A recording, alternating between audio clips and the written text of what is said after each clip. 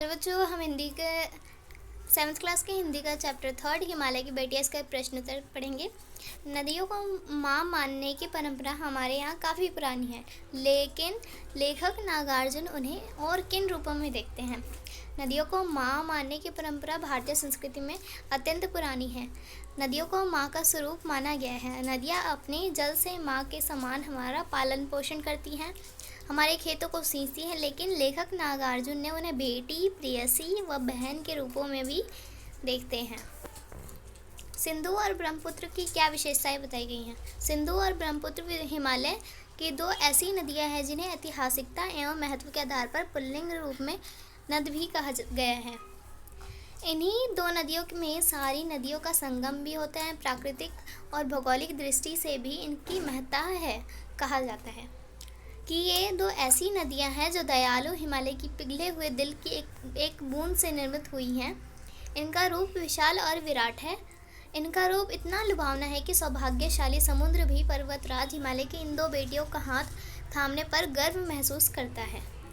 तो ये सिंधु और ब्रह्मपुत्र की विशेषताएं हैं। काका कालेलकर ने नदियों को लोकमाता क्यों कहा है? ये बहुत इम्पोर्टेंट क्वेश्चन है। नदियाँ युगों युगों से मानव जीवन के लिए कल्याणकारी रही हैं। ये युगों से एक माँ की तरह हमारा भरण पोषण करती है। इनका जल भूमि की उर्वरा शक्ति को बढ़ाने में विशेष भूमिका निभाता है। इसलिए नदियाँ माता के समान पूजनीय व पवित्र व कल्याणकारी हैं। मानव नदी को दूषित करने में कोई असर नहीं छोड़ता, परंतु इसके बावजूद भी अपार दुख, गंदगी, अवहेलना सहकर भी हमारा कल्याण उसी प्रकार करती है जैसे अपने नालायक पुत्र का कल्याण माँ चाहती है। अतः काका कालेलकर ने नदियों को माँ के समान विशेषताओं के कारण इन्हें लोकमाता का दर्जा दिया है। तो काका कालेलकर ने नदियों को लोकमाता इसलिए कहा है क्योंकि वह हमारे बच्चे जैसे पालन पोषण करती हैं, चाहे हम उसमें कितना भी कचड़ा वचड़ा डालें। हिमालय की यात्रा में लेखक ने किन किन की प्रशंसा की है? हिमालय की यात्रा में लेखक ने हिमालय की अनुपम छटा की, नदियों की अठखेलियों की, बर्फ़ से ढकी पहाड़ियों की, पेड़ पौधों से भरी घाटियों की, देवदार, चीड़, सरो, चिनार, सफेदा, कैल से भरे जंगलों की प्रशंसा की है।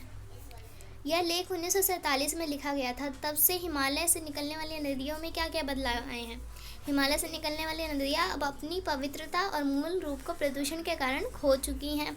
मैदानी क्षेत्रों में आते आते शहरों की गंदगी इस हद तक मिल जाती है कि स्वच्छता का नामो निशान मिट जाता है। गंगा, यमुना जैसी नदियाँ इसका ज्वलंत उदाहरण है। आजकल हम देखते हैं कि नदियाँ बहुत गंदी रहती हैं।